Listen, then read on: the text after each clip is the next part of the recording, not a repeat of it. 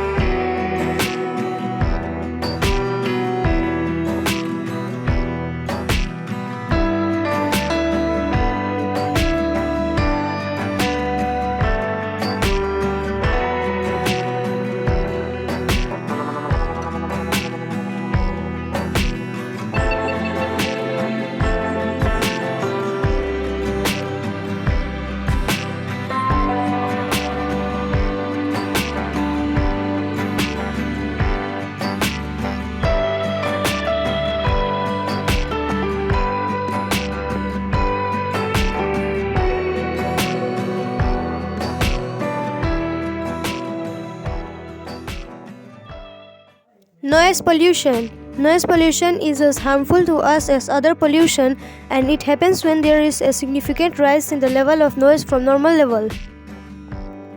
There are various factors that cause noise pollution in the environment.